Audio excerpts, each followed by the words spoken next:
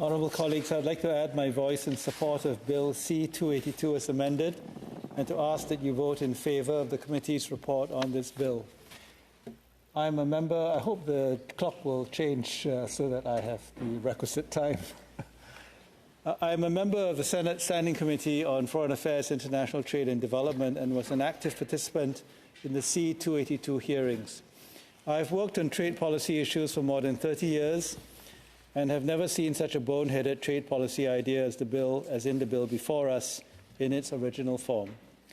My speech will focus on a letter which was sent to us last week from the heads of Canada's supply-managed industries. I salute the associations representing dairy farmers, chicken farmers, egg farmers, turkey farmers, and hatching egg producers for the single-minded dedication they have shown to their members, and I thank them for sharing their views with us. Since they represent a tiny slice of our economy that has received special protection for over 50 years, I will, for ease of reference, call them the favoured five. The letter from the favoured five seeks to debunk claims that were allegedly made during committee hearings.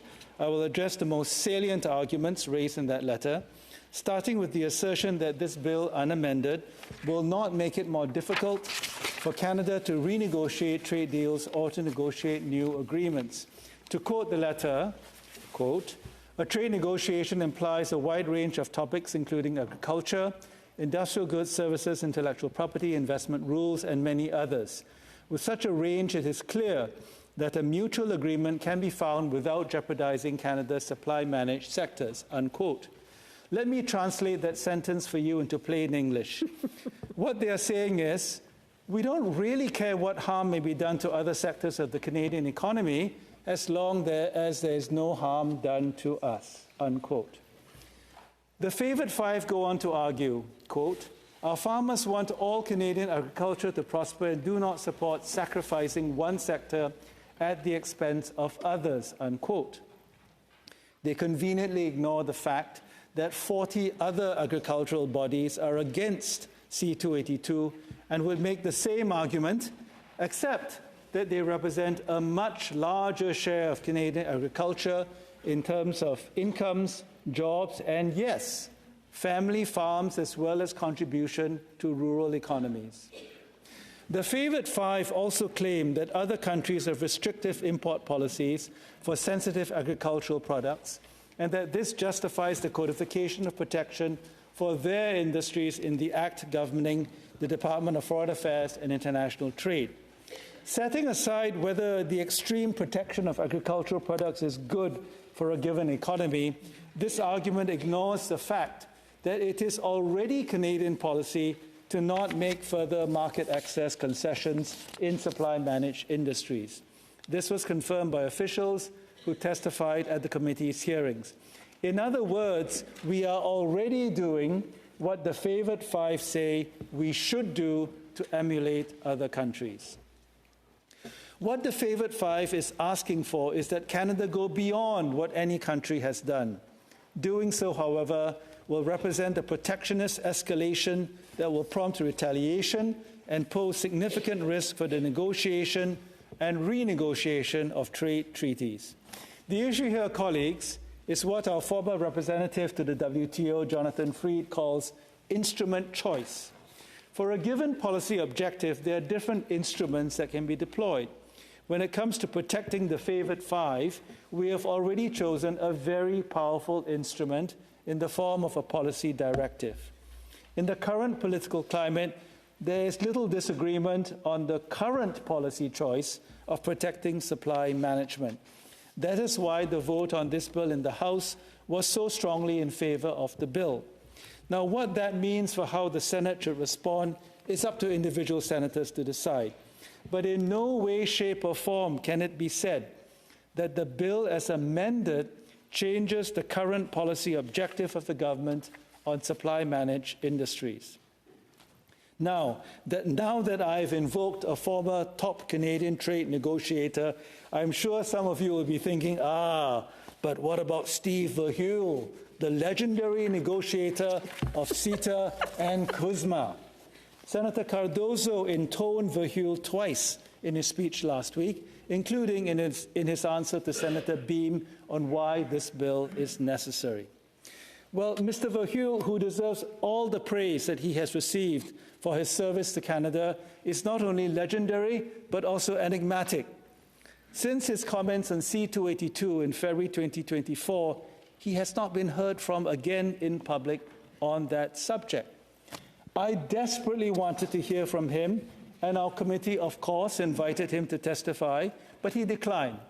Now, I don't know what personal or professional factors stood in the way of his appearance before the committee, but at least half a dozen other former trade negotiators and trade policy experts did show up at our committee, and all of them testified against the bill. The good news is that Mr. Verheugen has not become a hermit. He gave an interview to the National Post a few months ago in which he said the U.S. continues to feel that they're not being given the access to Canadian dairy market that was promised to them in CUSMA. Here's what he said, quote, "The biggest concern I would have at this point is that U.S. Trade Representative Katherine Tai has suggested that perhaps this issue needed to be addressed in the upcoming review of the agreement. And I think the notion that you might want to reverse or overturn dispute settlement decisions through a negotiating process is not a good signal to send at this stage. That very much undermines confidence, not only in dispute settlement, but in the agreement overall," unquote. Let me unpack this comment for you. USTR, U.S. Trade Representative Katherine Tai, who is on her way out and will be replaced by someone who is even more protectionist, is threatening to respond to what the U.S. sees as unfair treatment in dairy by blowing up the dispute settlement mechanism, which Canada fought so hard to protect in the CUSMA negotiations. That is why a hard red line to protect the favored five, such as C-282, could result not just in more punitive measures against a few other Canadian industries, but against the entire economy through the removal of an impartial adjudication process for trade disputes. Now, Mr. Verheugen did not raise the prospect of the Americans bailing from CUSMA altogether, but given President-elect Trump's comments over the years, we should not rule it out. The favored five will say that this outcome is highly unlikely, and in any case, C-282 will not be the major reason for such an outcome. But my question for all honourable colleagues is this: do we want to run that risk by passing a bill that is totally unnecessary? Some of you may argue that the long-standing unhappiness of the United States over our dairy practices is precisely why we need this bill. In other words, we need more than a red line. We need to slam the door and bolt it shut by amending the DFATE Act. But here's the dirty little secret that has slipped out from proponents of the bill. It is that if we really, really, really need to do so, we can repeal the bill. All it would take is a decision of Parliament. Senator Cardozo said as much in his speech last week. We have it now on the record in Hansard for the world to see, an admission that if the pressure gets too heavy, we can reverse C-282. How do you think this will be interpreted by U.S. trade negotiators? Or let me ask a different question for those of you who have kids. If you tell your children that the family rule is that there will be no use of devices during mealtime unless someone objects very strongly, what do you think will happen? Of course, the Americans will say to us, "You said you will change the law if the need is great enough. Change it, or else." Need I remind you of the bombshell threat from President-elect Trump yesterday? I don't want to presume what will happen in that situation, but do we really want to have a debate about national sovereignty over a bill on supply-managed industries? And if we did end up repealing C-282 in the face of American pressure, how do you think that will affect the overall bargaining strength of our trade negotiators, never mind national pride? That is why at the start of my speech, I said this bill is boneheaded. It is not only boneheaded from the point of view of trade negotiation strategy and the broad Canadian economic interest. It is also boneheaded from the point of view of supply-managed industries. In the words of some witnesses, notably former Minister John Manley, C-282 puts a bullseye on the favoured five. Or if you are thinking that the bull is our most important trading partner, imagine C-282 as a red flag in front of the charging beast.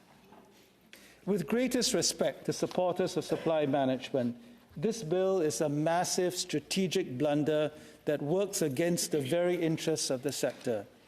It takes comfort in a blunt legislative fix, but ignores the quite predictable and likely devastating consequences of that action. Rather than building on the proven track record of a Canadian trade negotiating strategy that has protected supply management from rampant imports, the industry and its supporters are trying to force an outcome in all future negotiations that will backfire on them. What's more, the uncompromising stand of the favoured five is alienating other agricultural sectors and non-agricultural industries that are trade dependent. This bill is so flawed that I would vote against it even if it was a government bill. The fact that the government representative in the Senate has belatedly come out so strongly in favour of the bill does not make it any better. The amendment that was adopted in committee makes the bill more palatable, but it is still deeply flawed. I hope you will join me in voting for the report. Thank you.